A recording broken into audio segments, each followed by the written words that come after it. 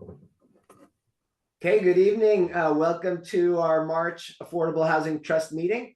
Um, I thought maybe I'll just kind of walk us through the agenda in advance so we know what's coming. Greg will be introducing our guest shortly, our first guest, Mike Kreisberg from Abundant Housing, Massachusetts.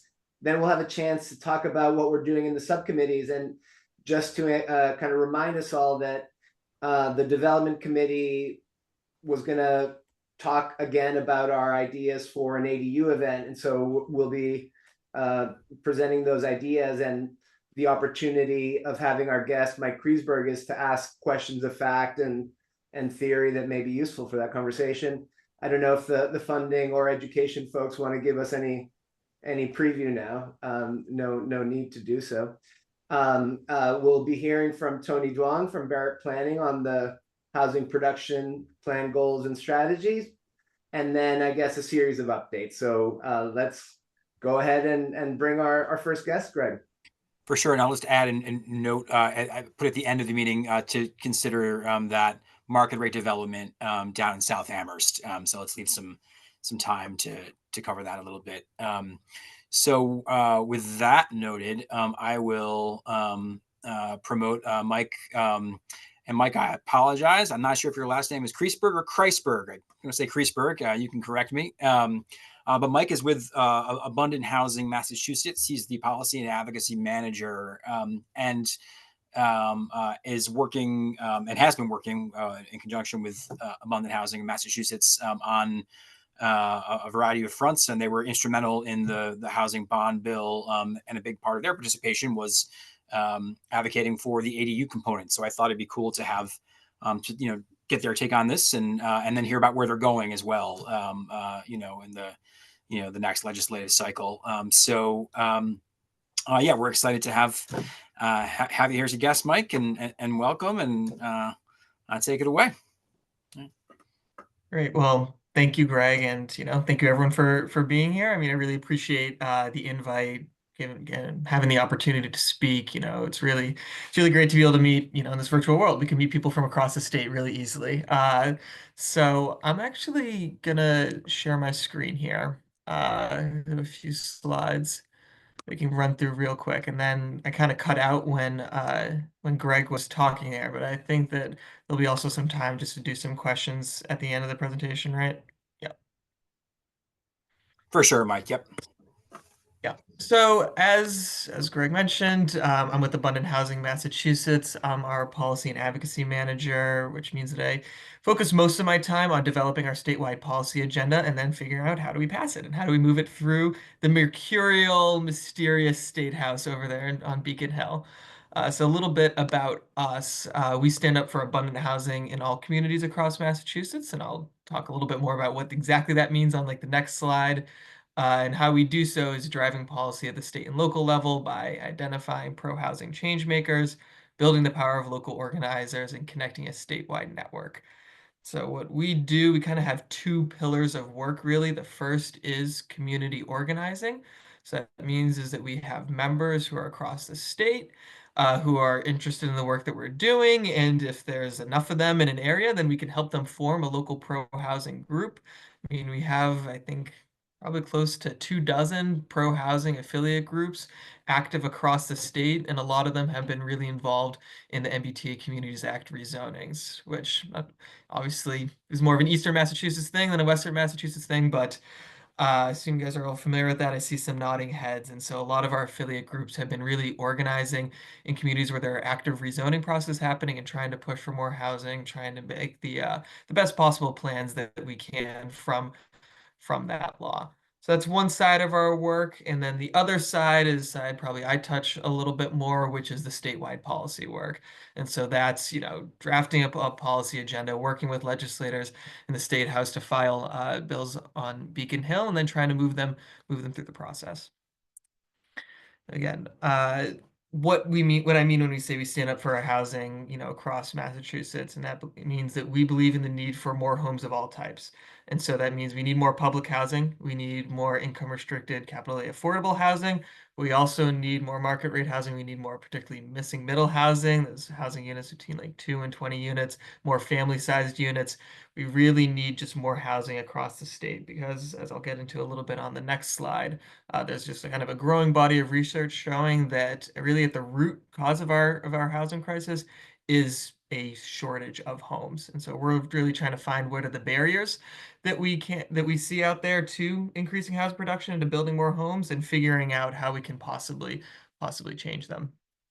And then at the top here, this first bullet point again, we're focused almost exclusively on zoning and land use. Although, like if you want to check out our website later, we also have a building code bill this year, very exciting.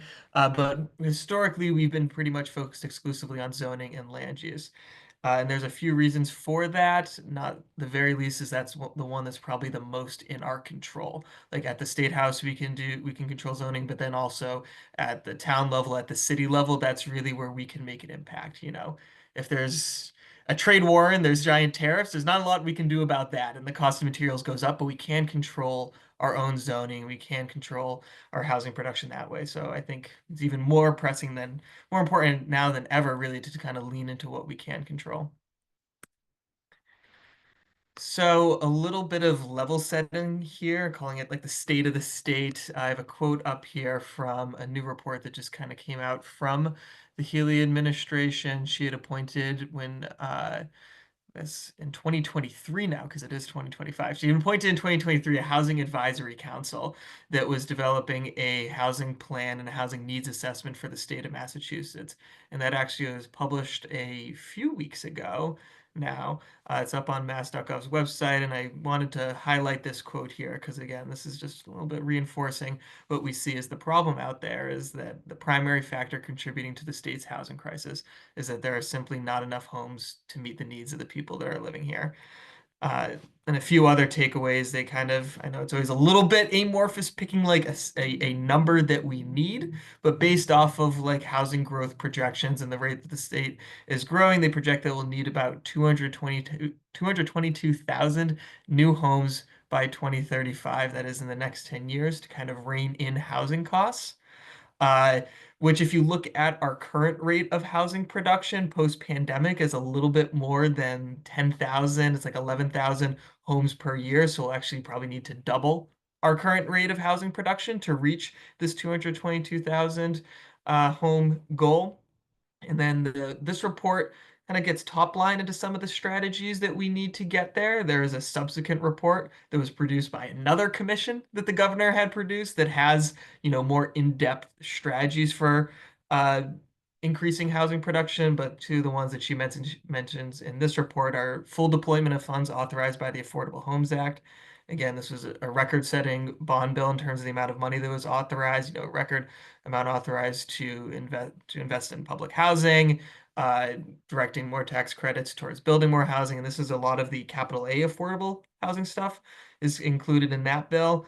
And then kind of this broad bit of revision of laws that drive up housing costs. And I think we kind of look at that a lot through what are some of the most restrictive zoning practices that we see across the state and where can we find areas to, loosen up the zone capacity in communities across Massachusetts. I know this is probably, you guys probably already know this, but still feel the need just to reiterate, also a little bit proud of like the fact that we were able to get this done last year. So in the Affordable Homes Act, ADUs were legalized by right in all single family zone districts. This went into effect February 2nd, so it's actually in effect right now, even if a city or town has not adopted like a new ADU bylaw. But I think there's a lot of cities and towns, particularly ones that are doing like town meeting that haven't like updated their laws yet, but technically it is in effect. There was a report commissioned by the Healy administration that projected that about 8 to 10,000 ADUs could be built over the next 5 years as a result of that law, which is a good amount. Like that's 8 to 10,000 more homes than we have. But I think it's important for like level setting here. Again, when we're thinking if we need about to build about 20,000 plus new homes per year, this single policy is only going to get, let's say 2,000 homes a year, 2,500 homes a year. So it's really important that this happened. It will make a meaningful difference, but there is still more to be done. Then on the ADU regulations piece, so the first step of that was like passing the law, changing the state law, the state statute, saying that ADUs had to be allowed by right, and then the regulations produced by HLC, the Executive Office of Housing and Livable Communities, put a little bit more color onto those statutes, defining exactly what is not a reasonable or unreasonable regulation, which I'm happy to answer any questions about that afterwards. It's too much to get into right now, but those regulations were released in January before the law went into effect. And then what just happened this past week is that they developed a model zoning code for municipalities that want to update their ordinance. Again, municipalities don't have to do that. If they don't, then the state law is just in effect and it would override any local law that is contrary to the state law. But I think it's smart for every town to update their bylaw if it doesn't already allow for ADUs, and so HLC has put together a model zoning code to help municipalities do so. So know that a lot of the focus here is on like how do ADUs relate to affordability, and classic, I'm going to go to California for the example on ADUs, but there's a reason for that. It is definitely the most robust ADU market in the country. Just like pointing to this graph here on the right, just to show how much ADU production has really picked up since laws began to be liberalized around 2016. Going from, we can look here, it's like 2,000 ADUs in 2016. And then in 2022, the most recent data that we have is almost 24,000 ADUs were permitted. And that, I know it's kind of tough to compare California to Massachusetts because California is so much bigger. But basically, what that translates to is that 1 out of every 5 new homes that are permitted in California is an ADU. So the construction costs, again, it varies widely. I mean, the difference between a 400 square foot ADU or a 1,200 square foot ADU are going to be huge. Again, the Massachusetts law actually caps the protected use ADU at 900 square feet. But again, a city or town could adopt zoning that allows for a bigger one. But all that's to say is it's kind of hard to get a really tight estimate on how much an ADU costs. But on the low end for the smaller ones, maybe ones that use like a pre-approved design, it costs about $180,000 in California, all the way up to $400,000. $400,000 is fairly expensive, but when you think about the median single-family home price in Massachusetts being over $600,000, then it starts to feel a little bit more reasonable. This stat next here on the third bullet point I want to highlight, it's a little bit of like a mouthful here, but of the new ADUs that were built in California since 2018, 27% of them have qualified as being affordable to households making 120% of the AMI or less, which is compared to 20% for all new permanent housing. So again, I'm not trying to level set here. It's not like, these are a deeply affordable home, but on average, they are slightly more affordable than the new homes that are coming onto the market. With any new construction, if we want to get them to deeply affordable levels, 40% AMI, 50% AMI, then it's going to have to require subsidy because it is still new construction. Go to my last slide here, and this is where we talk about kind of what we're doing, the next step on the State House front. So it's great that the laws have been changed, everybody can build them. But again, looking to the California example, we see that when you just kind of change the laws itself, the people who are able to take advantage of building a new ADU tend to be the wealthier individuals who either have a ton of home equity that they can leverage or just a ton of cash on hand that they can sink into this project. So what we wanted to do is we wanted to make sure that low and moderate income homeowners could also benefit from this law. Because again, there's a decent portion of homeowners out there that even though they own their home, that doesn't necessarily mean they're swimming in cash. So we want to make sure that they have the ability to build an ADU and either live in that ADU and rent out the primary unit, or if they wanted to build it and rent it out to somebody, that they could get an additional source of income to supplement, maybe if they're on a fixed income, something like that. And so what this bill does, establishes a trust fund. I don't need to explain what a trust fund is to this group. Establishes a trust fund that would, basically cover anything under the sun as it relates to building an ADU. So it could be a reimbursement or an initial outlay of funds to cover pre-development costs And closing costs, some of those pre-development costs could be, hiring an architect. If there's a tree in the backyard that you need to get rid of, like site clearance, like that sort of stuff. But then also would allow money to be directed towards lowering interest rates on loans, providing other sorts of grants, subsidies, credit enhancements, anything really that makes it easier to build an ADU um, for low and moderate income homeowners. Again, this bill doesn't at this point allocate actually any money towards that trust fund, but the first step to see it is just to get the fund on the books, and then we can, go into the budget process and try to advocate for more for money and through that way. Um, so unfortunately, my clock wasn't going, so I hope I didn't take up too much of your time. That is my last slide. Really, thank you again for listening. Really love to hear any questions, feedback, comments, really anything. Wonderful. That's extremely helpful, informative, and I'm sure we've got a lot of questions. I certainly do. So who would like to start it up? Well, while you're thinking, I'll go ahead and jump in. I'm interested in this act that you've passed, and I guess I wonder if you could say more about why you think a new act is required as opposed to something relating to the housing trust like us. And on the other hand, interested in the ideas about the kind of support that would make a difference for new ADUs that you envision this trust supporting, to give us ideas about how we might do some of those things ourselves. Yeah.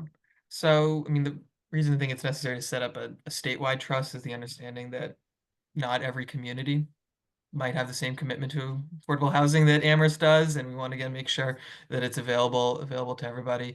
And when you say type of support, do you mean like what is the financial support that is like I mean, needed? you were very specific, talking about subsidized loans or no interest loans, Mm-hmm. and I guess pre-development costs as well. I wonder if you just put any numbers to some of these ideas to have a vision for, how much you would want this fund to have in order to have so much impact.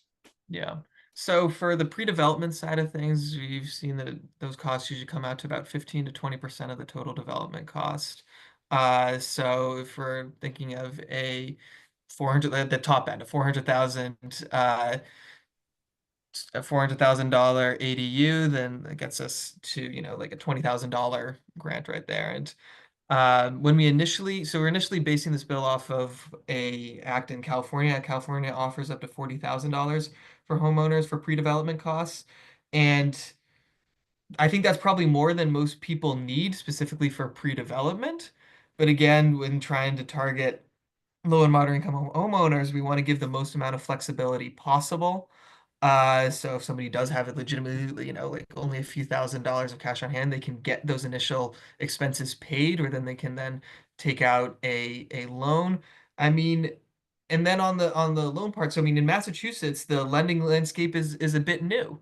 I think there's banks are definitely like interested in lending for ADUs, and I think that there is like money for banks to be like made on that. There's a couple different like options that are working around. The city of Boston, in fact, is actually like partnering with a few banks to develop programs targeted towards low and moderate income homeowners. So I think where that ends up will definitely influence where this bill ends up. We'll say the bill was written to be intentionally as broad as possible, knowing that this is like a rapidly evolving landscape.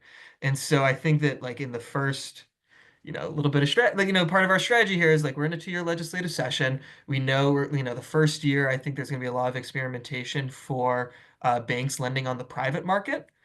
Hopefully we'll have a little bit more answers to the city of Boston, and then we can take that information and try to narrow its bill down a little bit more in the second half of the session. But from just how this process works, we got to introduce a bill so it can get a hearing and we can have the conversation. Excellent. That's helpful. Thank you, Mike. Carol, please. Actually, I have two questions, one a comment that I just want to check out, and then a question. The comment I wanted to check out is because ADUs are on land that somebody already owns, my assumption is that the cost to build an ADU is pretty much less than anything else because it doesn't have land costs in it. That's true, right? I mean, that's one of the advantages, or is that true or not? Totally. Totally. Okay. Yeah. And my other question was, one of the things that we've thrown around as an idea we haven't done much with, but might it be helpful if we came up, or we wouldn't, but we had people come up with a few different ADU designs that we could get pre-approved by our planning, by our whatever else, planning board and whoever else. Is that something that it seems to you would be worthwhile to work towards? Absolutely. I mean, pre-approved designs are fantastic. I think that's kind of our next bit of advocacy with the Executive Office of Housing Livable Communities is to get some state pre-approved designs. I think that, I think the state is really That's a committed great to idea. making this work. And so if we can get the state to pay for it, and you guys don't have to pay for it, that would be good too. But I know, I don't want, I think if you guys have the momentum for it and have the funds for it, that would be really impactful. I know like some other states across the country, even if like the state has legalized it, they like the town or the city has developed their own list of pre-approved designs. You can exercise a little bit more control over it. But generally speaking, pre-approved designs, huge, huge, huge. Is the kind of the architectural and design fees are a major pre-development cost. So if we can like, get rid of that, then beautiful. Thank you. Other questions for Mike? Erica, please.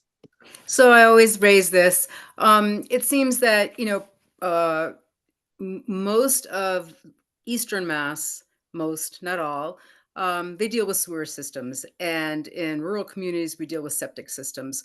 So if you build, you're going to have to think about updating your septic system or having a separate septic system. Would that be covered under the pre-development costs, or what's your experience with that? Yeah, I mean, I think yes, I think it would be covered under the pre-development costs. I need to double check the bill language to see if we specifically call that out. Um, but yeah, like establishing that new capacity would, seem to me a reasonable pre-development cost.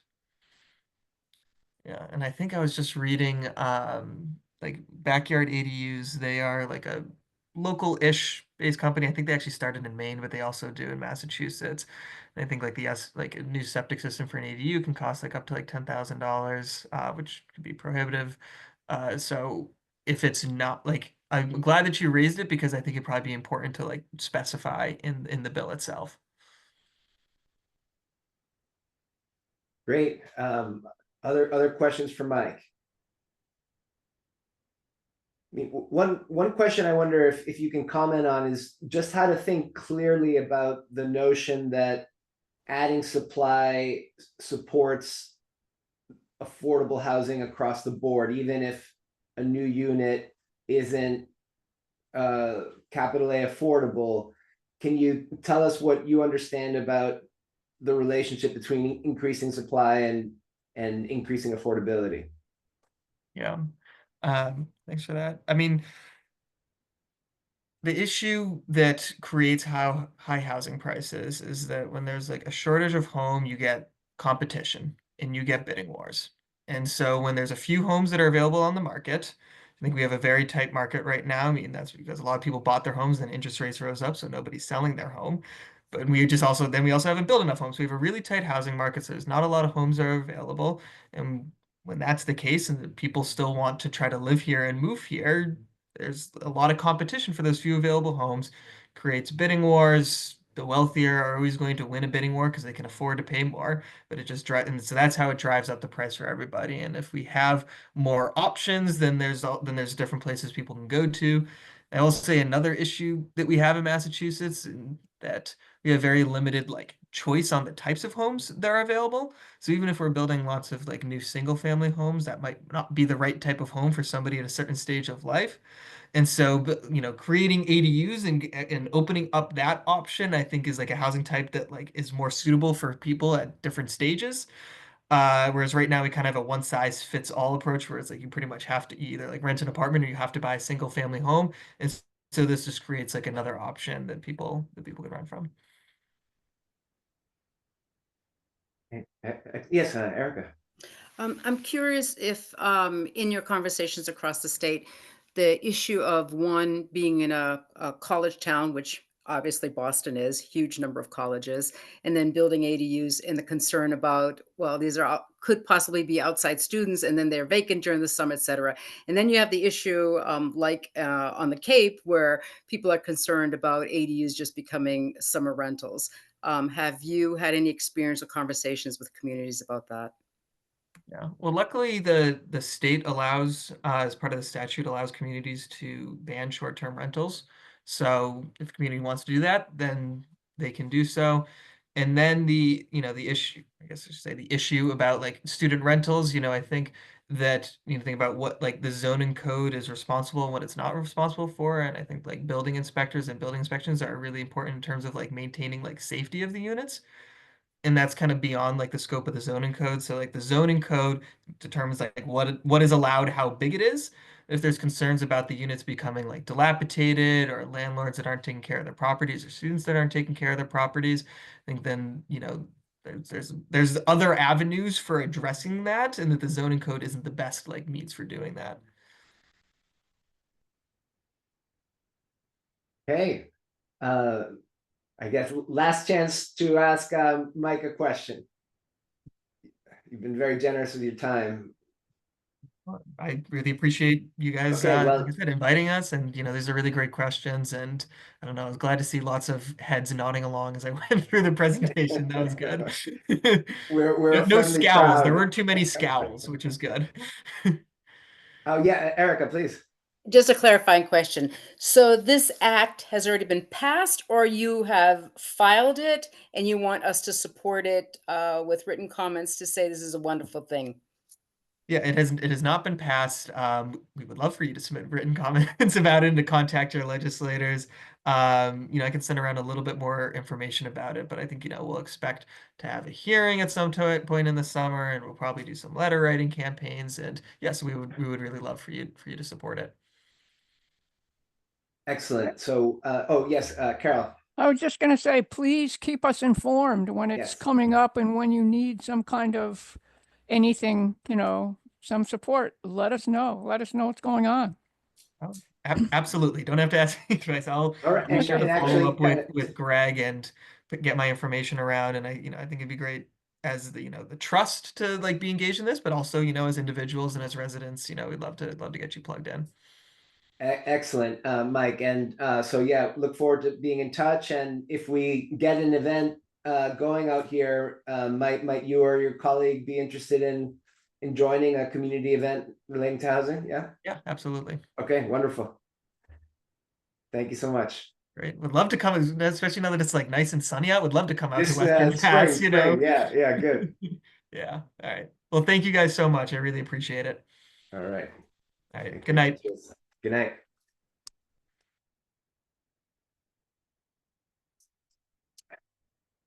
All right. Well, it's inspiring to see people devoting their professional careers like Greg is here with us, but all over the state to address housing.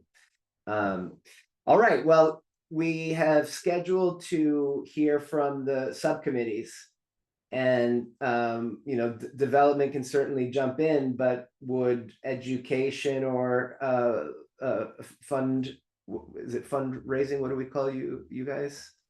Would you like to start?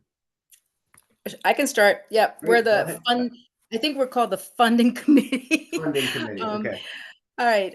So in lieu of Rob is the chairperson, and it's Rob and I. And so far, we haven't had too many outsiders join us. And Greg has been wonderful in helping us and staffing the committee. So first and foremost, we wanted to look at the short-term rentals and see if we could possibly find out, one, where that revenue is going, and two, if we can approach town council and possibly having the total revenue come to affordable housing. So I've spoken to George Ryan, and Rob has spoken to Jennifer Taub because both of them have been liaisons to the Amherst Municipal Affordable Housing Trust and are very supportive about how could we approach the town council in having this conversation. So George just reminded me in 2019, they did vote to adopt the 3% fee, which is the allowable state per the state. And under that, 35% is allocated to affordable housing or infrastructure. And he is going to find out how it's actually being allocated, because we're not clear either if any of it's been allocated to affordable housing. But we would like to see the total 3% come to us. So we're working on that. With regards to the real estate transfer fee, Grace, who's on this evening, let us know that Representative Conley and Gentile with Senator Comerford have filed a local option real estate transfer fee bill, which is an act to establishing a local option for a real estate transfer fee to fund affordable housing. So we'll have to stay in tune when that's going to be going to hearing and support that. George has also told me that town council has been working with Representative Dom to refile the local option, which can be refiled at a different time. And I think that is it in terms of our focus right now. We've been also looking at data with regards to the now I'm going to totally blank. CPA. So we've been looking at the data and we're re-crunching the data, but that's also on our radar in terms of our next step to possibly talk to the CPA regarding what we had agreed upon as part of our action. And I see 2 hands up. Excellent. Yeah. Alex, thank you for that. Yeah, thank you, Erica. I was going to mention CPA actually. So if people didn't see the initial recommendations from CPA, some good news for us. So Erica, if you'd like to speak about those for a moment. In terms of what we are recommending? In terms of what CPA has recommended to town council. They shared the recommendations at the Monday meeting. Oh, okay. Then you have to tell me because I don't have that information. Okay. You're the informant, Alex. A recommendation of $300,000 for the Affordable Housing Trust. So, Oh, that's for this year. Yes, thank you. For this year. Yeah. Yes, thank you. So what we're going to do is we're looking at how much the CPA actually has allocated to the Affordable Housing Trust, not to affordable housing, but Affordable Housing Trust. And we're looking at the data. Thank you, Greg, for helping us with looking at the data. And we're trying to figure out, because we had recommended a minimum of 15%. And we're looking over the past few years what that percentage actually has been to the housing trust, not to the general affordable housing period. And we're going to then take the next step of making a recommendation directly to them. So we don't have to go every year to ask for funding. But yes, they have been very generous and very supportive. So thank you, Alex, for reminding me that they did approve. And thank you, Gaston, for going to the CPA this year and asking for the amount. Yeah, well, yeah, and for Greg for doing the heavy lifting. Carol, please. I'm sure it's just me not being clear, but there's 2 possible real estate transfer fees. One would be statewide and one is just the town is doing it. And so which is which? And I'm sorry, you probably said, but I don't know which is which. There's one that Mindy is going to do and one that maybe. Yes. So yes. Thank you. So the one that Representative Conley, Gentile with Senator Comerford have filed is for the state. And that is HD 1112 and SD 1216, which will follow. What Representative Dom is doing is she is talking to town council to see if they wanted to refile. And what George had said to me is that the town council is interested in refiling the local option, meaning very specific for Amherst. And last year, I think we saw an example of that, and we had also commented on what town council had put together last year. So yes, so that I don't think that has been refiled as of yet. The date is different. The one for the state had a deadline which was refiled, but the local one is a different deadline. Do we know whether the state filing has corrected that thing where the amount would be only on housing over $2 million or something? You know, the definition of what is a high-end thing. There was a lot of conversation about it, and I just wondered if Right. if you don't know, it's okay. I can go look or Yeah. something, but I wonder if you know what is in the way that it's being filed right now. Sure. I don't know, but Grace is Okay. here and Grace might know. And when we get to the education one, I'm just gonna go look it up. So Thank you. Alex, you had a question? No, thank you. Okay. All good questions. Thank you. All right, well, those are wonderful initiatives, and I appreciate that you're thinking all kinds of ways about how to bring funding to us here. Allegra, would you like to share anything from education? Yes. So Alex and I met recently. My timeline is off. Friday, I think. Yeah. Friday.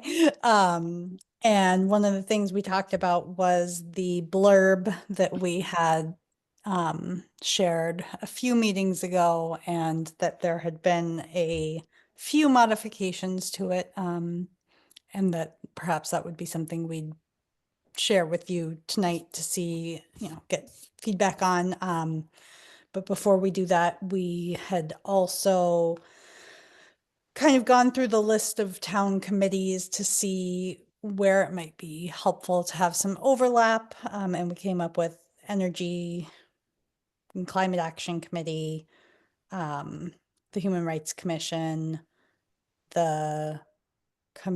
it's renamed now to the Commission for Persons with Disabilities, I believe. And then thinking about also the Transportation Advisory Committee, Community Safety, Social Justice Committee, perhaps the Housing Authority, and then if and when the African Heritage Reparations Assembly has a successor body, because a lot of their final report focused on housing, thinking about some overlap with them. And then we also talked about the Community Land Trust. So I've reached out to about half of the organizations so far that we listed. I did receive a positive response from the Community Land Trust in terms of perhaps putting on a public forum, similar to, we were thinking perhaps also reaching out to the League of Women Voters, since they did seem to have good turnout for the most recent January forum, and kind of hopping on their network of people that they reach out to. But more to come on that. I believe I invited a representative from the Land Trust to come to our subcommittee's next meeting so that we could kind of iron out some details a little bit more. And then in terms of the Human Rights Commission, we had kind of come up with the idea of having some information available about like fair housing or tenants' rights. And the Human Rights Commission actually got right back to me, and they had said we actually had that on our next meeting agenda for next week. So we're going to show up to that and hopefully kind of come up with whether it's a forum or just coming up with information that can live on both of our websites, so that, because I do think that there's a unique, I think everybody deserves safe, fair, affordable housing. And when it's not safe or when it's not up to standards, there are ways that tenants can address that. And I think particularly with some of our college rentals, that might be something that students might not know about. So I do think that that would be an important piece of information to get out to the community, as well as rights around the eviction proceedings, especially. I'm just foreseeing that's going to be a spike that we see pretty soon with everything that's going on nationally. So I think having information available for people is important, and I think we can do that in a variety of formats. So hopefully that will be something we can discuss next Wednesday. Did I miss anything? The only thing that I'll add is we had talked about at our next subcommittee meeting, looking at a draft of a flyer that Allegra and I were going to work on as something we can have for tabling events, but also at any events we sponsor in the future that talks just very broadly about who we are, utilizing that blurb, but also talking a little bit about benefits to the community of housing affordability and try and coalition build with that in some way. Maintain a little bit of viewpoint neutrality in that, but generally just provide good talking points for us to utilize. And once that's ready, we'll vote on that in subcommittee, I suppose, and bring that back to everybody for thoughts and feedback. Thank you. Wonderful. Alex. I know Okay. Great to hear all the subcommittees are keeping the ball moving forward. So for the development subcommittee, you'll recall that at our last, Alex, please go ahead. Your hand? Sorry. Yeah. One more thing. Allegra, you had mentioned wanting to share that blurb tonight. Yes. Do you still want to do that? Do you want to come back to that later in the meeting? What's your preference? Is it okay if we do that quickly? Yeah. Go ahead. Yeah, I was wondering about that and forgot to ask again. Great. So based on the feedback that we received at the last meeting, Allegra and I wordsmithed a little bit and came back with the following. So the Amherst Municipal Affordable Housing Trust, a group working to create and maintain affordable housing opportunities in Amherst today and tomorrow. The trust is made up of town staff and residents who are working to promote quality affordable housing that creates opportunities for people to live and remain in Amherst. Primarily, we promote these goals by providing funding to developers, engaging in outreach around housing initiatives, and providing support and guidance to the town government. Yeah, and it sounds so it sounds good to me. I think it would be nice to get it the written version around. Grover, please. Oh yeah, if you send around a written version, then and it's open for friendly amendments, I will give it then. There was just one word that I was like, Yeah, does that work for you, Alex and Allegra? To if we can, in terms of open meeting law, I guess Greg, you can send it out, and then you can just reply to Greg, and then Greg will funnel them over to the subcommittee. Yeah. And so can we just say if everyone could take a look and have feedback by, I think our next meeting would be April 4th, the first Friday of April. And that way we can review it in subcommittee. Perfect. Great. When you send it out, when you send it out, can you just repeat that in what you send out? Yep. Thanks. Greg, am I good to send that to you and CC Allegra and Gaston on that? Great. I will do that now. Yeah, I will circulate it. Okay, perfect. So at our last meeting, we the development subcommittee shared our I guess enthusiasm for trying to create an event maybe in late May or early June in order to bring together the right stakeholders to see if we can kind of get the kindling going for a little to light a little fire under development of ADUs. And we realized that we were not so clear about what our ask was or how we understand this promotes the strategy of the trust. And so let me take a first go at that, and then I will let Grover and Carol kind of jump in and add and amend to what I say. But I think that first, in terms of the ask, the ask is well, or the proposal is that we'll drive the energy here. And the ask would be in terms of the education team to just help us get the word out. And in terms of the funding team, we don't have any specific ask at this point, but it does seem like potentially an opportunity to get a sponsorship and just maybe get people used to the idea of supporting the trust in other kinds of ways. So why don't we just kind of keep that idea on our mind? In terms of the nexus with our strategy, I think we see two major, or maybe three kind of major pillars that that ground our interest. The first is just the very general one that adding supply softens pressure on pricing. That's the kind of the most general. More concretely, the reality is that we are learning a lot about ADUs. The kind of spigot has been opened, but we haven't figured it out so much. And so we see the opportunity of bringing developers, banks, folks who have built ADUs in town already, and communities that may be interested in doing so as a way to promote our kind of strategy of exploring ways to strengthen the development ecosystem in Amherst with innovative or new programs and policies.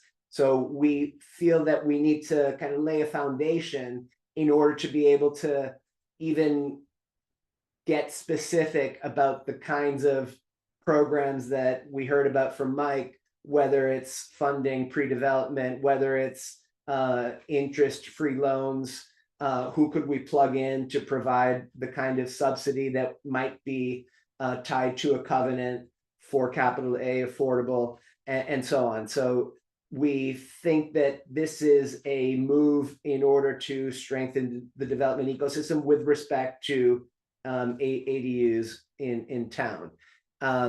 And so to explore the potential that we might be able to create programs. And in addition to that, I mean, I guess those are the major kind of connections and rationales. And we are interested in committing to putting in the energy to get this together. So let me invite Grover and Carol and Greg to kind of pick up from there. If there's something that you want to add. Well, I'll just say that I think this is, I see this as a great opportunity to show the role this trust can play beyond moving money, helping move money from one place to another, in terms of leadership within the town and tone setting and being a connector. So, it relates to the part of the strategy that's about innovative ways, and it's not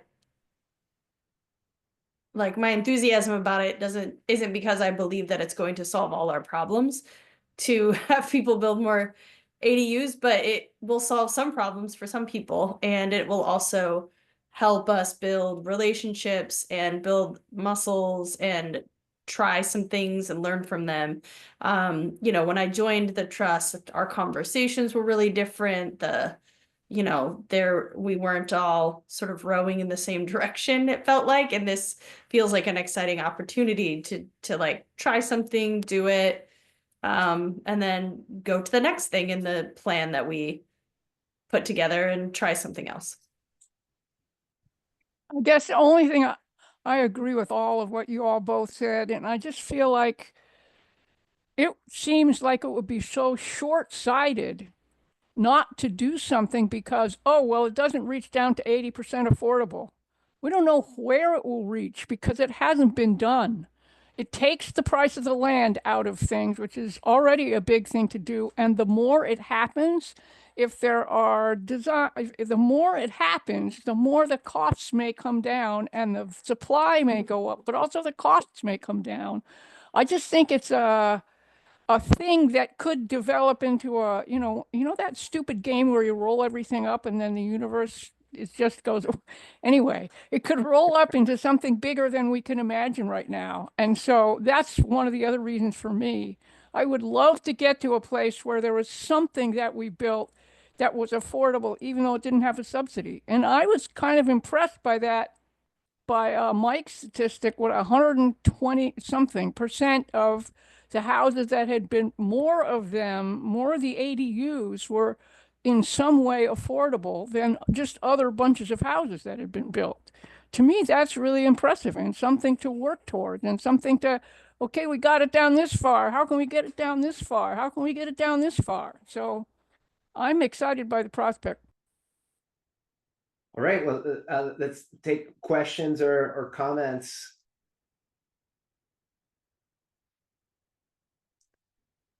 there are any, I mean, we would, you know, our desire is for the trust to, you know, for the excitement to rub off. Erica. I think it is very exciting, especially when I hear so many people who somewhat resistant to more density. And so this is also again an opportunity to create more housing. And I think the concept of possibly having model designs or helping as much as possible to make it really a fit. I mean, I've seen some wonderful ADUs, and again, I think it also serves the needs for some of the people here who really would like to have their families move in, either elder families or younger families, and still be part of a family sort of support system. I think it's a great opportunity. So I'm very excited. I think this is a very doable thing. A lot of our large projects, take forever, and it's a long pipeline. This is, I think, is really bringing resources and ideas to a community where you might have lots of people who might be interested in at least exploring it and then actually doing it. So thank you. Alex, please.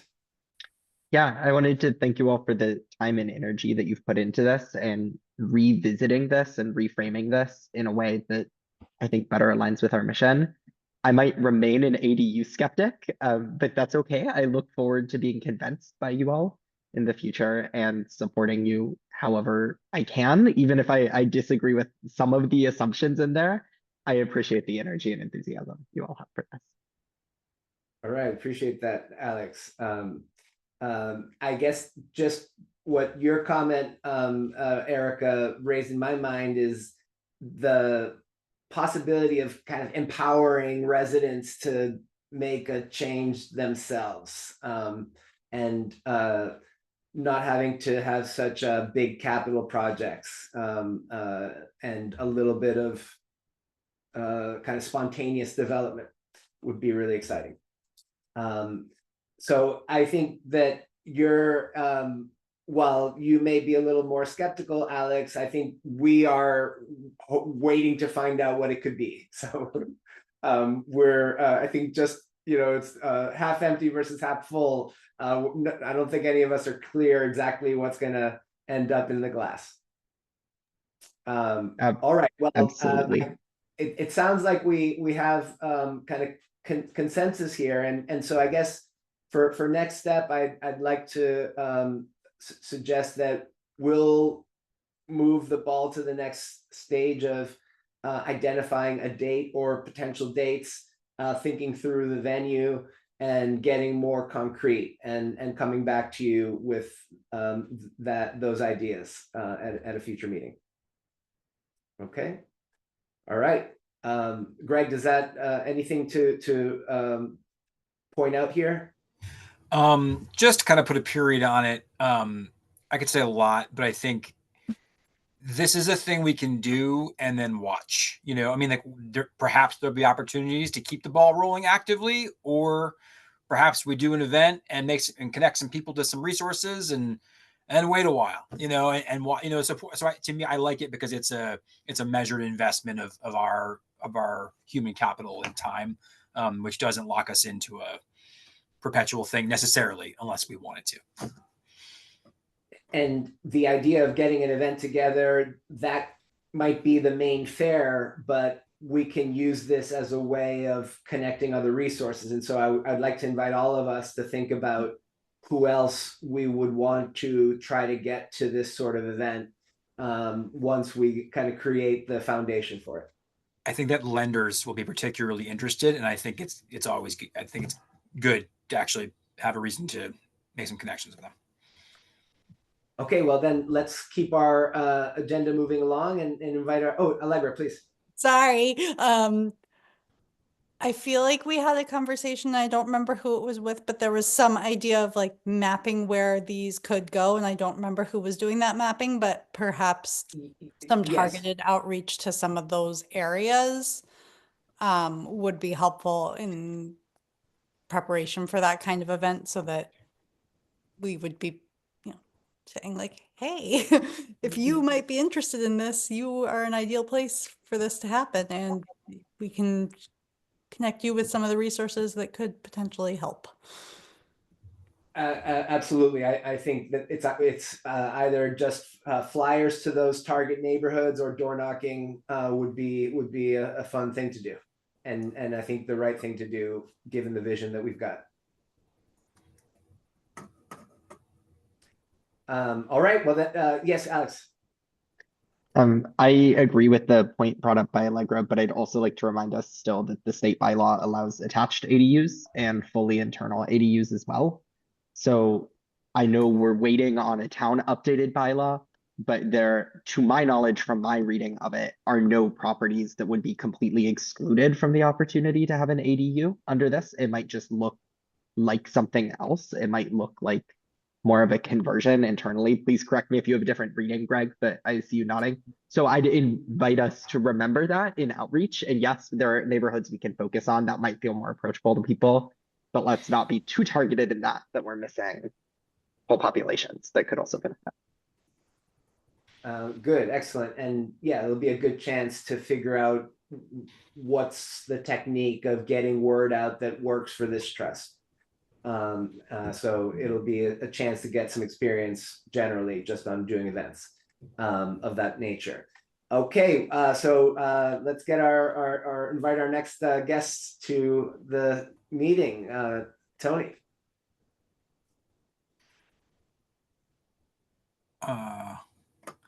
Yep. So here comes Tony Young, who you all know of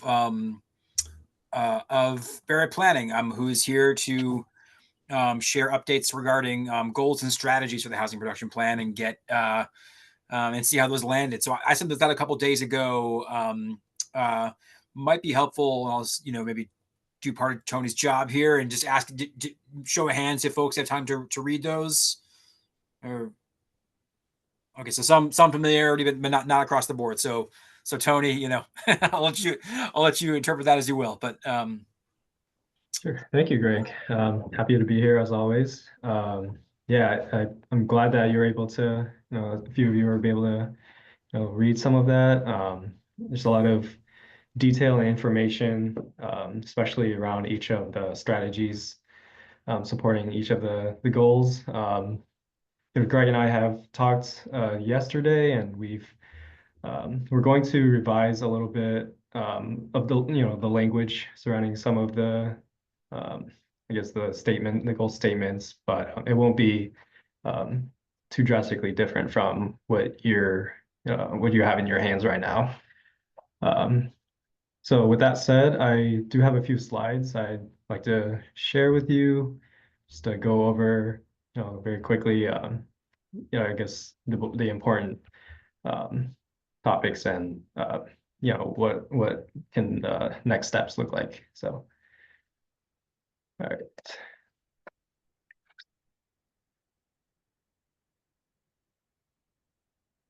Okay, are you able to see this okay? Great. Yep. All right, view. So as I'm sure you all know, we're approaching the very end of this project. We are now onto the housing goals and implementation stages. We sort of worked with housing goals and implementation strategies at the same time. We felt like it's hard to work and develop strategies or goals without also working on the other at the simultaneously to see where it all ties together and how they support one another. So last time we had also discussed what housing goals looked like in the past planning efforts. So many of these goals still hold to this day. So you may hear a few more today that will sound a bit familiar, but we have more specific action items and strategies to support them as well. And so with that said, before I share with you our proposed strategies, I'd like you all to keep in mind a few of these questions as we go through the next several slides. What are your priorities? What strategies specifically do you agree with? What strategies present the most concern for you or that you disagree with potentially? And whose needs are missing or do you feel are not being specifically addressed by any of these goals and strategies? And so I'm gonna quickly go through our list of strategies in the next few slides. But if you have been able to read, the document that we've shared with you, that may be helpful. But if not, then I'm happy to clarify any unclear points or strategies in the time that we have. All right, so first, I have to start that we categorized our the goals, the findings, and the supported action items into these four major themes. The first being increasing affordable housing options. Amherst, faces a major shortage of safe, decent, and affordable housing, especially for low-income residents. The second theme is, that we want to expand opportunities for housing choice. There's a lot of regulatory barriers and insufficient housing diversity, which creates, impediments to housing choice and thus consequently raising housing costs and reducing the availability of housing options. The third, reducing public and financial barriers. The capacity to build housing is limited by or to the amount of public support, the financial ability of stakeholders, and the funding granted to housing organizations and programs to support development. And the last major theme is, managing shifting demographics. Demographic makeup of the town is evolving. There's a lot of families leaving. Off-campus student presence are increasing, and the population of seniors are declining as well. Tony, is it okay if I ask a question here? Sure. Yeah. I'm just, maybe it becomes clear later, but I'm struggling to really distinguish the top two themes of adding options or adding choice. Sure. We found that we have a lot of specific strategies that sort of target one aspect of, I guess, the theme of affordability. So there's a lot of one being there's a lot of strategies that first address housing affordability, but also housing diversity and housing creation at the same time. But because there's so many, we want to distinguish them. And so for the first theme of increasing affordable housing options, I think if we go through the specific strategies more in detail, it could help you or Perfect. Thank clarify what I mean by that. But and expanding housing opportunities for housing choice is going to focus more on removing regulatory barriers like regulations in the zoning bylaw, and whereas increasing affordable housing options could be specifically looking at rental pricing and sort of that nature. Okay, so increasing affordable housing options. We have three goals for this: to expand the availability of diverse housing types in order to stabilize rent and housing costs, develop housing options across a range of different price points, and particularly for lower to middle income residents, and maintaining the availability of existing income restricted units. The third, minimizing housing expenses to enhance affordability and to ensure everyone has access to secure and safe housing. So the following strategies, I'm not going to list them all, but a few important ones that I think are notable. One being updating the inclusionary zoning bylaw to encourage more low and moderate income units. For instance, in addition to what the current IZ bylaw states, and the provisions that it already has for the deeply affordable units.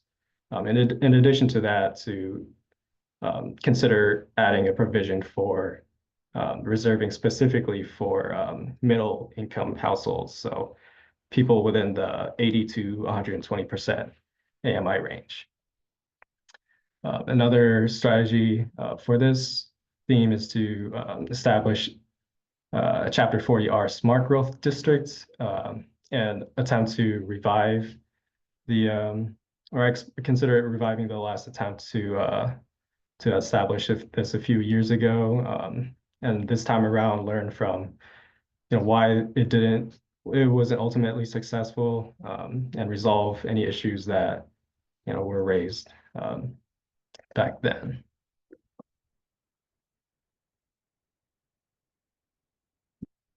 And so the next theme is to expand housing choice. The goal is we want to create more inclusive housing types. We want to streamline housing development by reducing regulatory barriers and accelerating the approval process, and promoting higher density mixed use housing development and missing middle housing. So one strategy could be upzoning residential districts townwide to enable the creation of missing middle housing, and consider adopting pre-approved design plans for small-scale residential projects. So, creating a pattern book or a lookbook of different housing design types, and developers or homeowners can look through them and sort of pick through the list of approved designs, so that they don't have to go through the overwhelming time it would take to get approvals, and to minimize the discretionary review process for that, and sort of just expedites the process for them. And the third theme is reducing public financial barriers. We want to invest in public financial education and increase community support for housing initiatives, generate additional funding for housing programs and organizations, and fostering collaboration with developers and other stakeholders to support housing projects. So, a strategy could be assisting developers in pursuing public subsidies to create affordable units that are affordable to the 30 to 60% AMI households. And to do that, for instance, clearing pathways to funding sources like the low-income housing tax credit program, and connecting developers to organizations that would help them throughout that process. And another strategy potentially could be providing training and technical assistance for homeowners interested in building small-scale residential projects. So removing as best as you can any uncertainties, and educating interested homeowners in navigating throughout the process.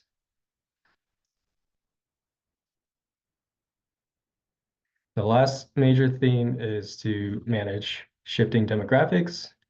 The Amherst, would probably want to promote a strong sense of community by encouraging socioeconomic diversity, help residents maintain or remain in their homes as they age and attract new families to live in Amherst, and support the development of student housing while preserving home ownership and rental opportunities for year-round residents. So there's one strategy that was being raised, and after looking into it, I found really interesting. So supporting alternative living arrangements and home sharing programs for seniors and students. So Boston had implemented a pilot program a few years ago with this home sharing website called Nesterly, and they found that so what it is senior residents, if they have a spare bedroom, they put that room on this website, and yeah, and I believe it's vetted very well. So, there's very little concern for any safety issues and sort of that nature, and they pair the website pairs them with younger students or college age students, maybe younger professionals who are looking for a room. So they essentially share this home, and this pilot program has found a lot of um, benefits for both parties. The host, the senior host, had more assistance with daily living activities like getting chores done, running errands, or even pet sitting. And the guest or the student renter was able to save a little bit more on housing or rent than they would be if they were to look for a bedroom through the market. And another strategy that would support these goals is increasing funding for the public schools. We found that that's very successful in attracting families with children. They want to bring or put their kids in a decent school system. So that's going to be a very good draw to retain and attract families to live in Amherst.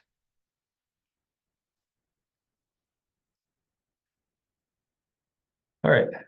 So last time we've met, we've also discussed coming up with numbers for how many units that we would want to create in the next 5 years.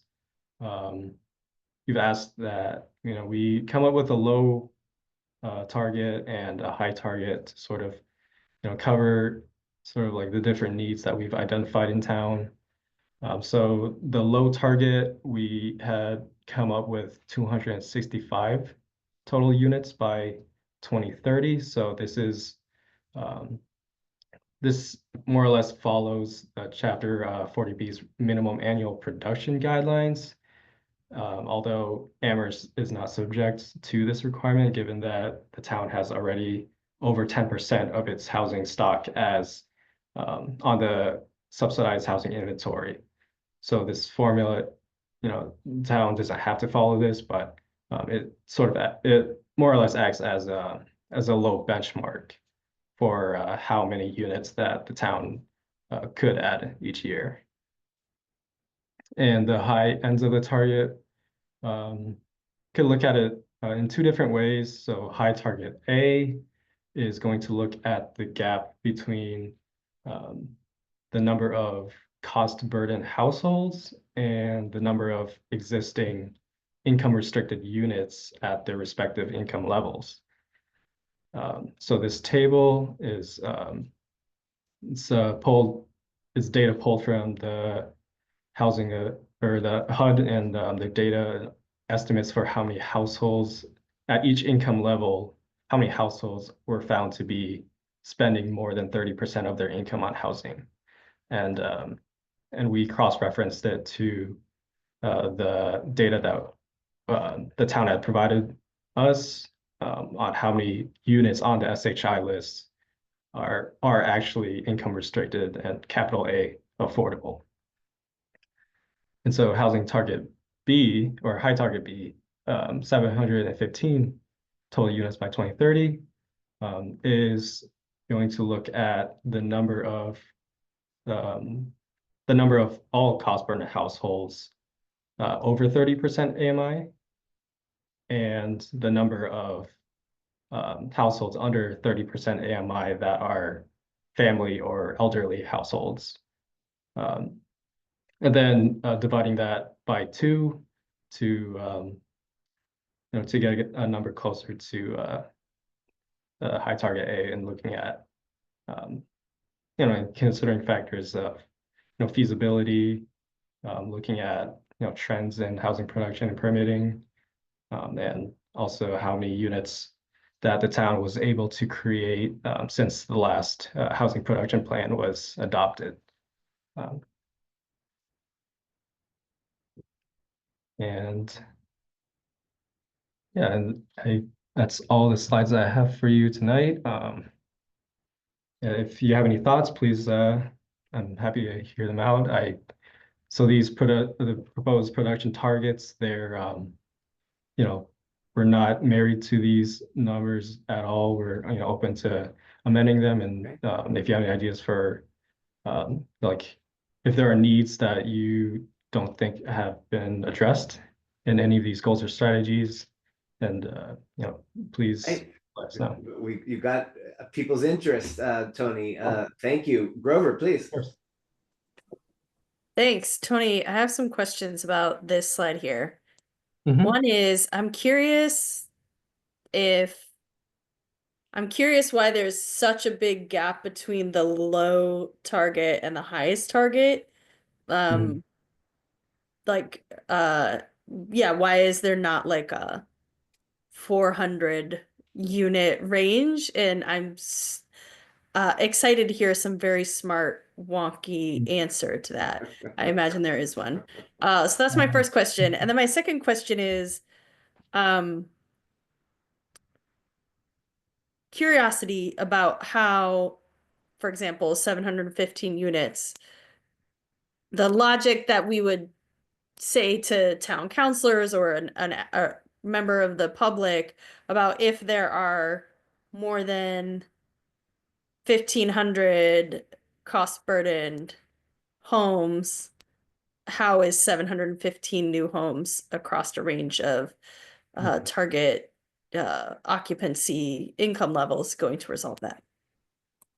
Sure. So to answer your first question, I'm sorry to disappoint you. I don't know if I would say this is very involves very like smart calculations. It's mostly we um I we identified how many cost burden households there are just based on the data that was given to us, and we simply just I calculated the gap that how many households are spending way more than they should. And we do acknowledge that the target, if you do build 700 approximately units, not all of them are going to be affordable or income restricted. And so it's more of, sort of, this is the number of households that are struggling to meet or to pay for housing.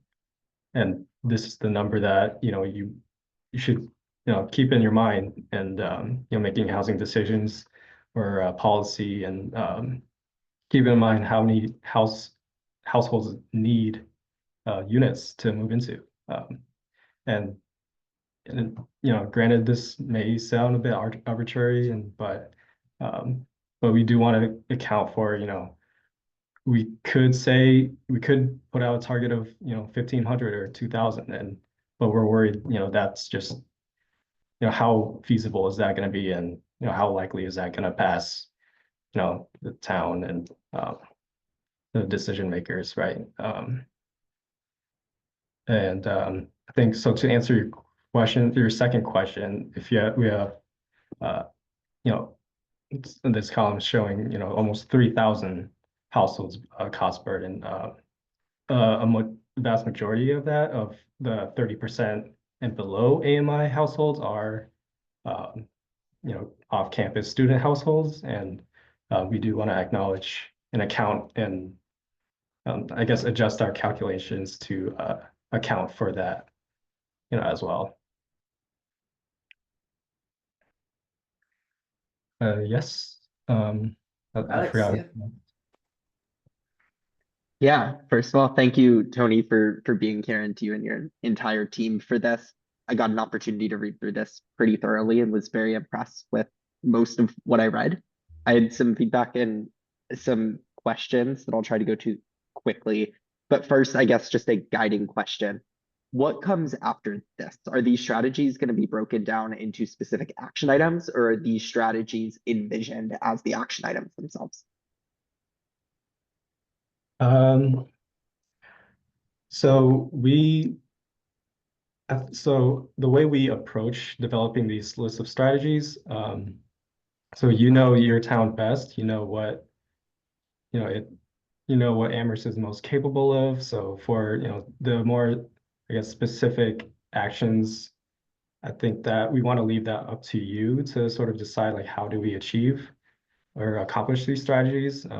But the strategies are more or less a little bit, I guess, I don't know, broad, but not, to support, the goals that are going to be, looking at like what do you ultimately want to achieve, whereas the strategies are going to be a bit more, I guess, targeted. But we don't have, maybe for a few of them, we do have, very, I guess, specific, tasks or objectives that you could implement, but um, we're not going to be able to do that for, every single strategy because we feel like that's up to you to decide. For instance, raising the inclusionary zoning bylaw provision. We could suggest 15 to 20%, but ultimately it's up to you as a town to decide, how high you would want to raise that.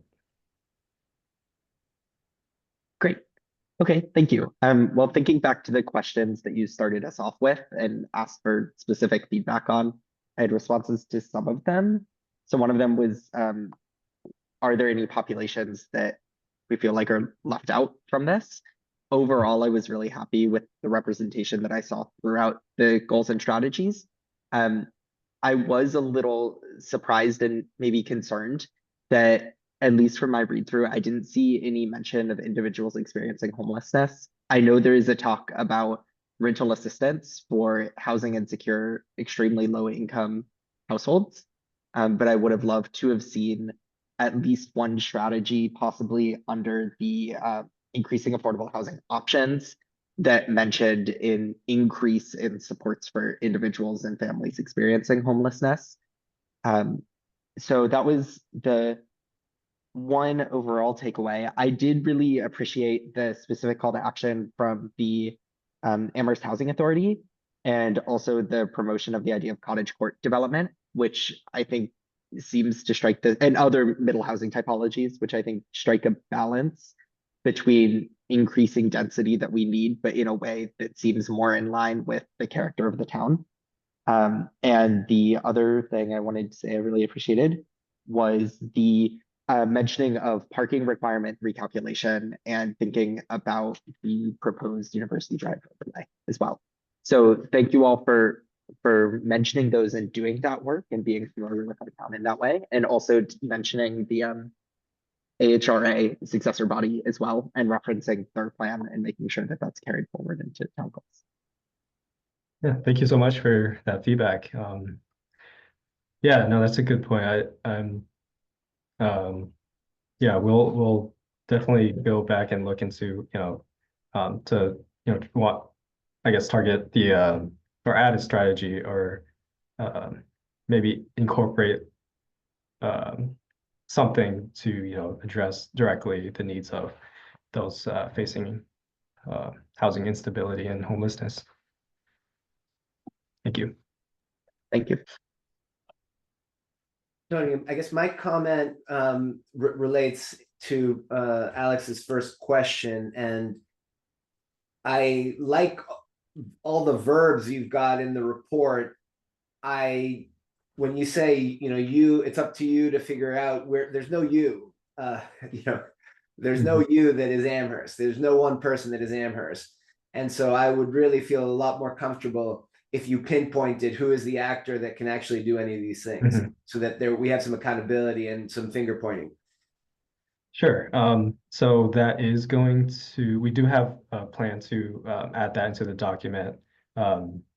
It'll, be in the form of, a table that will list, all the strategies in the column, and then we'll have, who, have a column for like who's going to be the main responsible party for each one, and more of those details in a later version of the document.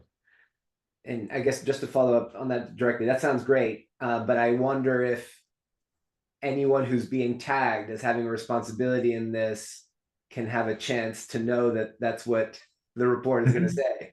So if they want to push back, they should push back before this is published, so that once it's published, we can get angry if people aren't doing what it says here.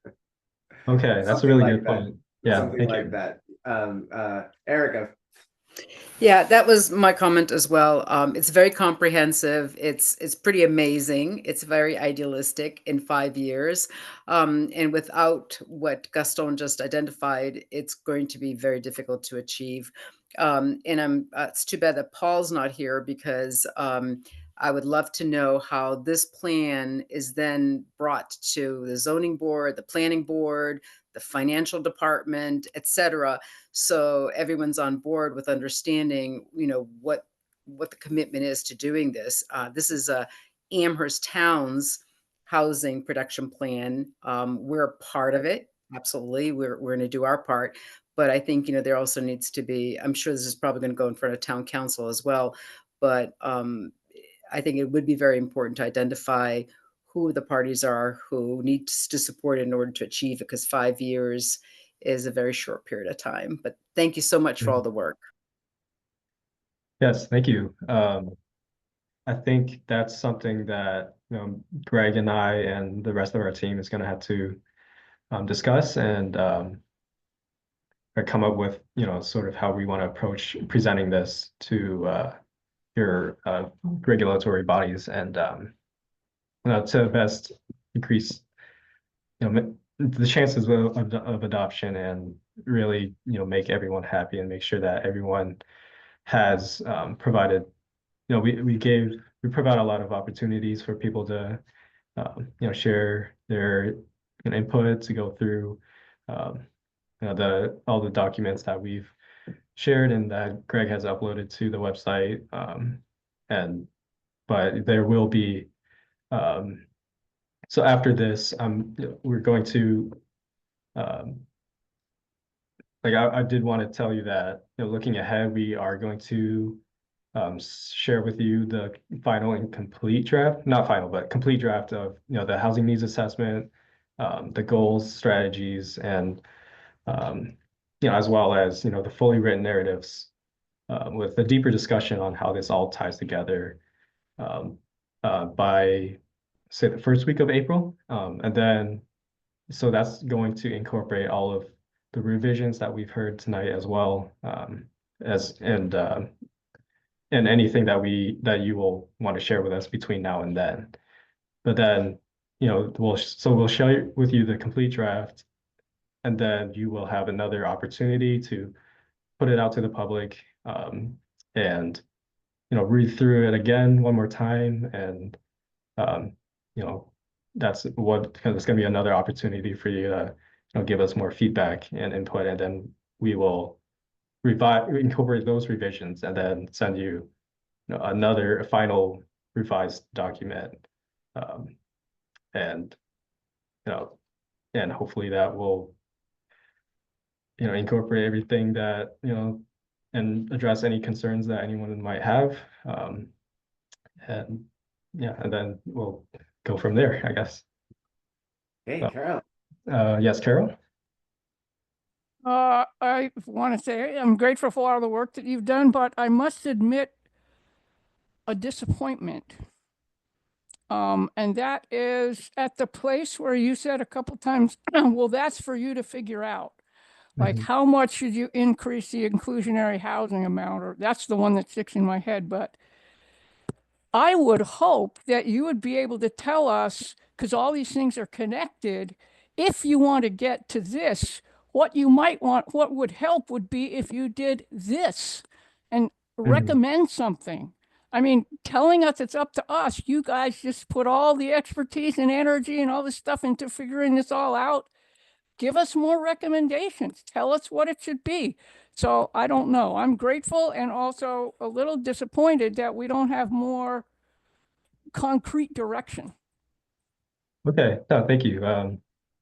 I understand. I think there's been concerns that that there hasn't been enough concrete I guess, objectives that are in this plan. So, and yeah, we'll go back and, we'll revise and whatever strategies that we feel necessary that, that would necessitate something more concrete, then yeah, we'll go back and, incorporate that for sure. Because Amherst has a million opinions about anything you want to think of. So having somebody have a real concrete suggestion could be very helpful. Thank you. Of course. Yeah. Yes, Alex? Kind of building on what Carol said, I actually was kind of surprised in the other way after hearing you speak. I think there were a lot of items that felt fairly actionable to me or felt like strong recommendations. Looking at the inclusionary zoning principle, I know that there is a recommendation in there to raise it to 15%.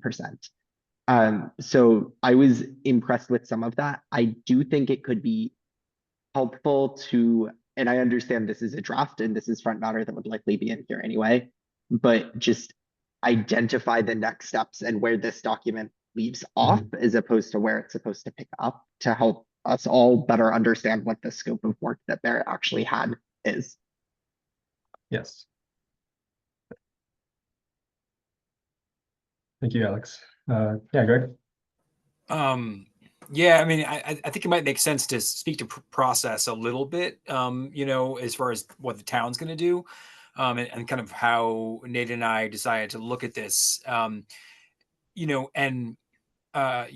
we, as you might remember, it is not at this time a vital concern that EOHLC approves this plan. We hope that they will. But we're not, it's not as urgent as some communities that are below the 10% SHI number, which has, implications, which often drives things. So for that reason, Nate and I, decided to sort of encourage Tony, to, and Tony's colleagues to kind of go a little bigger and bolder, and spell out, what should be done rather than what do we think is definitely approvable by the planning board and town council, which are the two bodies that will have to vote on this. So the next, the next step here is, those entities in planning board and then council would vote on it, and then EOHLC would approve it with their affirmative votes, presuming they like the other aspects of it. The thing, so as far as how to think about that, right, is, we, this is a suite of strategies that, that we think will make an impact on housing. The planning board and council voting on the plan does not in and of itself adopt any of those strategies, right? It says, we think this is overall a good plan, and there's some sense of commitment towards considering these strategies, right? So this is a policy document, and it's a way to frame the conversation in town, and get us going. But it's not like just one vote, unfortunately. Though I wish that were different. So so I think the hope is that even if planning board members and council members have quibbles with, how much should the inclusionary be changed by? Or, geez, you really want to do 8-unit townhouses in this zoning district? That feels like a lot, but we'll take it on concept and get into the details later, right? So that's kind of like where, where the mechanism of this goes. And then I think it's a question as far as the, as far as the sort of game plan for each strategy. I mean, I think some of those lend themselves to specific game plans. Some of them are going to be more situational.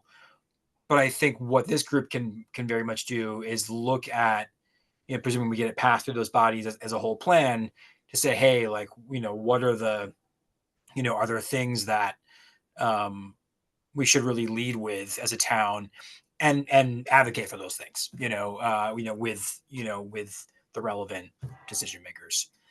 That's process. I'll stop there. But that's kind of where that's a bit about what's next. Thank you, Greg.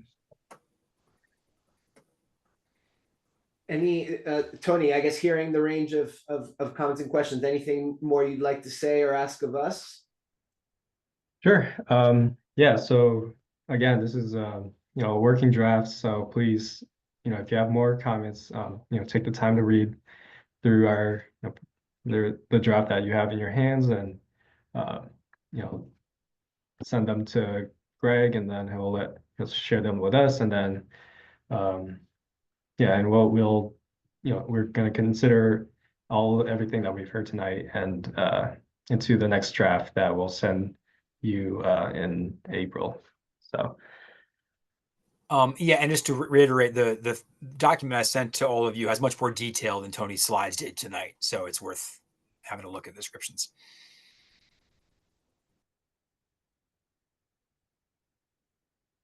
All righty. Well, thank you so much. It's great to see the progress over the months, Tony. Sure. Oh, and also I forgot actually, would like to ask that you specifically, going through the document, and if you have a thought, or please tell us how you feel about these target numbers as well. Do you feel like they're too high? Is there too low even? Or if it's you don't think the calculations sufficiently included a need that you would want prioritized. That's something we'd like to know and consider as well. But yes, that's all I have for you tonight. Thank you for having me as always. And yeah, All right. have a great night. Okay, good night. Thanks, Oh, Tony. thank you. Thanks, Greg. Bye. All right, so the next item on the agenda is a late addition responding to some news about a market rate project involved that's in part of Hampshire College. So let me pass on for Greg. Do you want to introduce the topic a little better than that? Sure. Yeah, and I don't have that much, unfortunately. I've got a architectural thing that might be hard to see in the screen, but this is a development that is proposed, and it's owned by Amherst College, and Archipelago is proposing to build it, and I think purchase it from them and build it. But they have an option to do that right now. And the trust was contacted by a council member who wanted to make us aware of it, that it's going before the planning board next week. In considering that perhaps members of the trust individually, or perhaps the trust as a whole, might want to weigh in on the relative merits of this. So yeah, that's kind of the setup. But it's let me see if I still have. I mean, I can show folks the architectural rendering if that's helpful. But it's about 140 units, fairly sizable, with the commensurate inclusionary units in that down by Atkins Market. Yeah, so I'll stop there. But Alex, looks like you have a hand up. Is that? Yeah, I was actually going to ask if we could postpone discussion of this in more depth until we have a little more information. I know that the hearing for this is coming up soon, but also, as you said, there's just not a lot of robust information so far.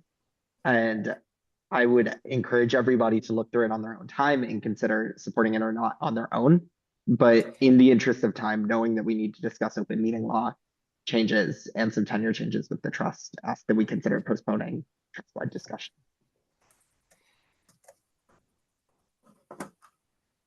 Well, so I mean, one point of bringing this up was to indicate that there is this hearing, and so that's, I guess, an opportunity. I mean, no doubt, nothing happens, nothing gets done in one hearing alone. So there's going to be future opportunities, to be sure, to comment and do so more on a more informed basis. So Alex is suggesting postponing going into it any further. Any reactions or comments to that suggestion, Erica? I just want to say, yes, we can postpone it, but I think, we should also consider we just had this conversation about more housing, that it then lowers the pressure of affordability.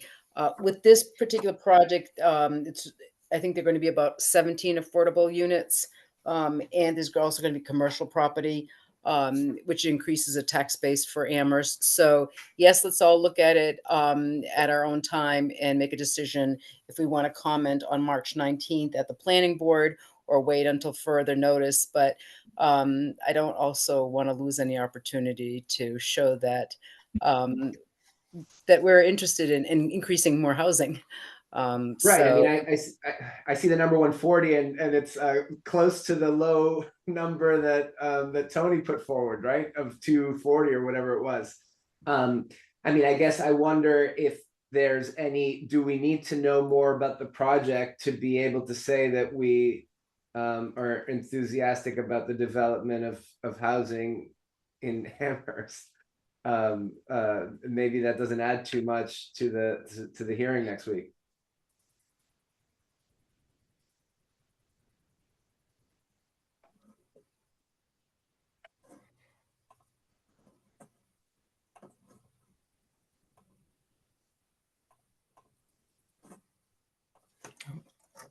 I guess my question would be, do we have any sense that the developer is planning on including those units, or has there been any mention of like possibly doing the pilot, the trust, or is that something that they wouldn't even know at this stage of the game? So I think that would be something that I'd like to know more about.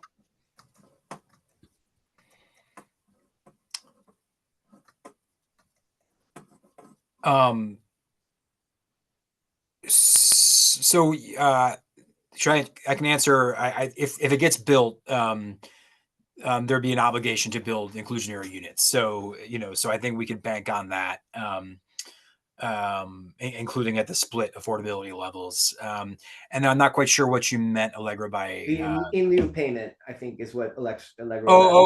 I see. Sorry, like a pilot, like yeah. So I'm pretty sure their obligation, the building is too large to do an in lieu payment. So by as the bylaw is written, they're prevented from doing an in lieu for a building of this size. Okay. I'm not sure. I mean, Mike, Your mic.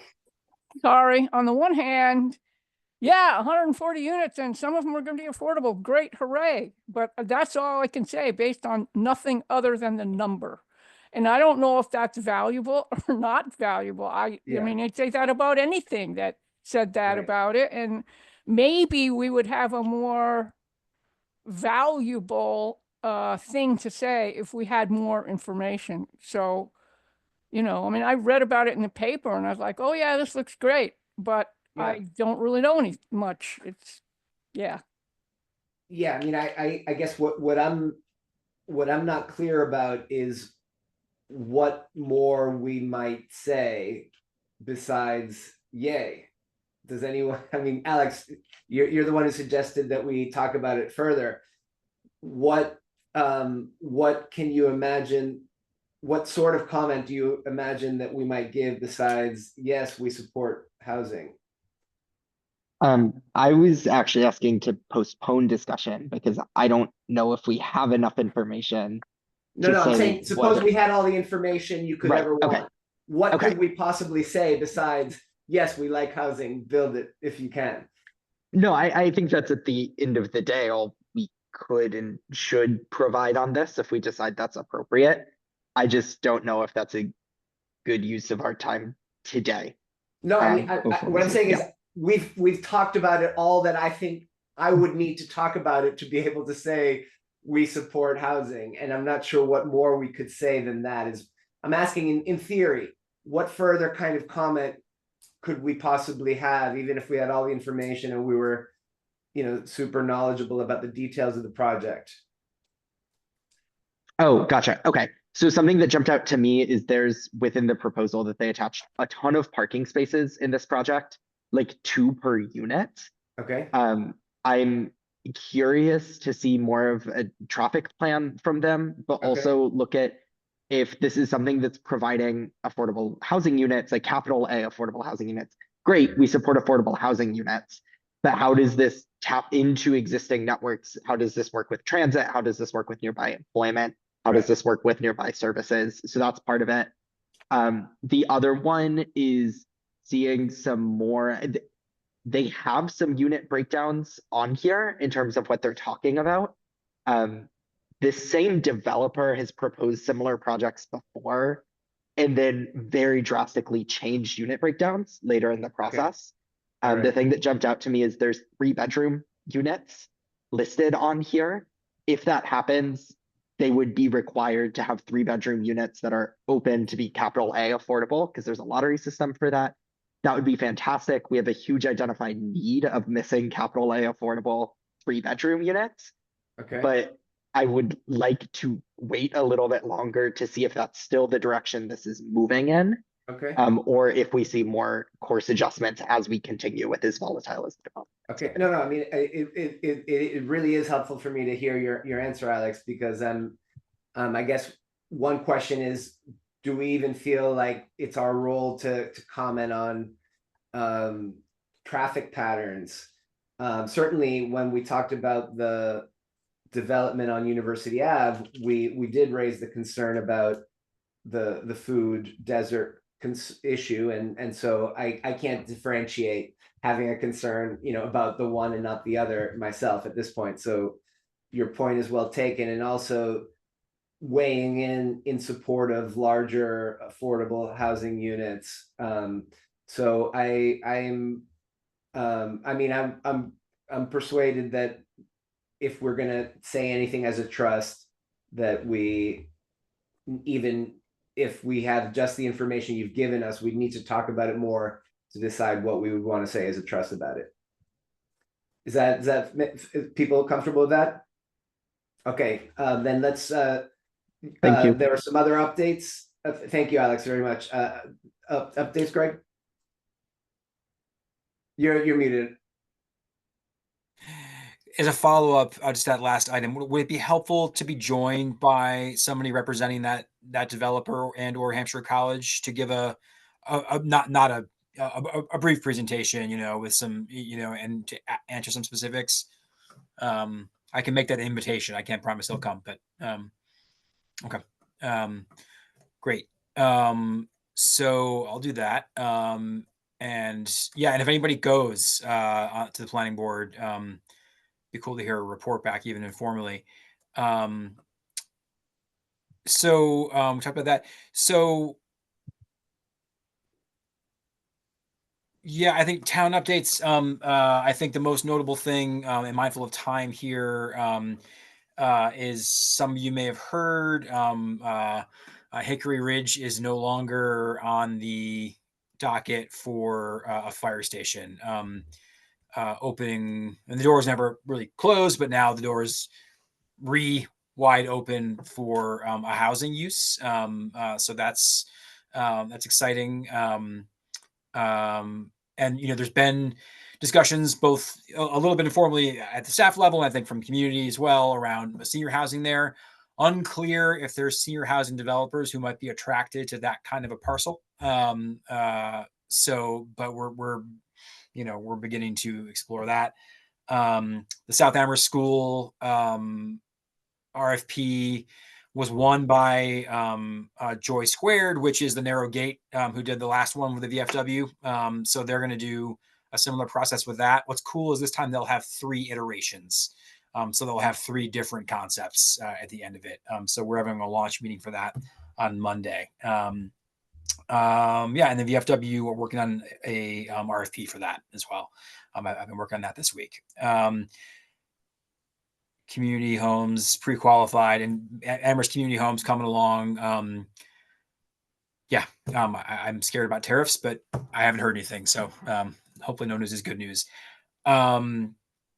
The matter, just for the heads up, really, there's not that much to discuss other than the state legislature has not yet acted to extend allowances for towns to do virtual meetings, and that the current allowance expires at the end of this month.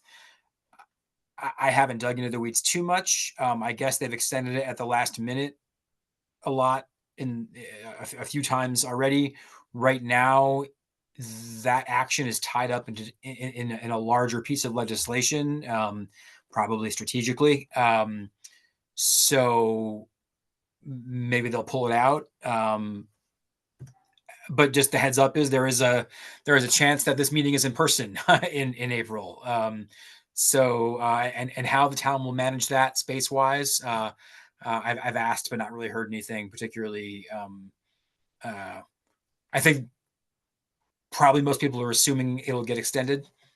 I don't know, but just heads up. Yeah, and then the membership stuff is just we are probably gonna we'll definitely cycle through some members, I think, in June. So look out for a public push for all committees in the near future, and feel free to share that out. And there are some folks in the queue apparently already as well, I'm told. So but any one of us, just take a minute to think who are other folks who could put in some real energy and caring into what we're doing here, and see if we can do some other recruiting as well. all right. Okay, anything that we have not anticipated?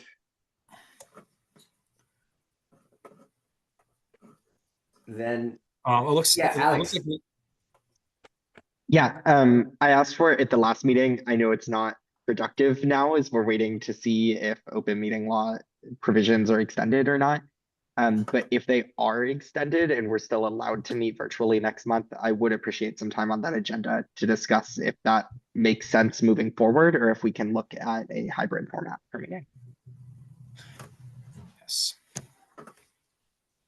Good, thank you. Oh, and we've got a hand up in the audience.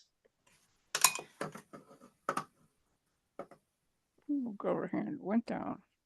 I was just gonna say that I think Laura has her hand up in the audience. Well, Hi, can you hear me? Yes. Ah, wonderful. So I raised my hand at the point when Gaston was asking why you might want more information about the South Amherst project. And I just wanted to add a couple of things because I've seen similar developments. So one thing that the trust might want to advocate for in a scenario like that is deeper affordability. So if the bylaw, inclusionary bylaw, only requires 80% AMI units, which probably is what it does, it's a point of negotiation when someone is permitting. And so it could be an opportunity to try to get some deeper affordability. With some of the other Amherst inclusionary zoning projects, it seems like when folks do that just for the purpose of getting more density, sometimes they are weak on the marketing and outreach for those units and claim that no one rents them. So it could be brought to the attention of the planning board or zoning board, whoever's permitting, that, they should be expecting a marketing plan. They should be, they should have confidence that developers not only kind of in name only including these affordable units that are going to sit vacant because it's too much trouble to do the income verification on the tenants. There's a similar development in Sunderland that was a 40B, where essentially they built a large number of student housing units, and then they sprinkled in affordable family units. And honestly, it feels like a weird place to live. And so I would be curious about, as Alex says, the size of the different units and the configuration of that, and the common areas and amenities. So the one in Sunderland feels honestly like a dorm, like it's got like a pool table and the place where you put the keg, and it just feels like student housing. So if this is intended to genuinely house families, what are the amenity spaces that would be appropriate for families? It really becomes very telling when you start to look at some of those features that Sometimes it's lip service only for the low to moderate income families. So I think there's a lot actually of influence that's really important that the trust could have during this permitting phase. If it's 17 units, that's a fair number of units. So you could weigh in on the quality, the affordability, the common area amenities, et cetera, for those units. And if it's okay, I wanted to give an update on Amherst Community Homes, but I don't want to. It's getting late. Can you give us the lightning version? So we are in closing, woohoo! Which means we're starting the process of closing on financing. All the financing is secured. Our goal is to get shovels in the ground in April. And so we are super excited about that. We will be planning a groundbreaking and we'll let you all know when that is. It will be a fairly low-key affair, but we do want to mark the beginning of construction in some way. In terms of tariffs, we pushed really hard, and in part thanks to your contributions, we were able to push hard to get a contract with the contractor signed at the end of last year. So they have been buying out their subcontractors and materials rapidly. I mean, all knowing really about the election and potential for tariffs, all that stuff was writing on the wall. And so we all hustled to try to get as much material secured prior to all the chaos that we're seeing unfolding now. It doesn't mean it won't touch us, but we did try to get a jump on it.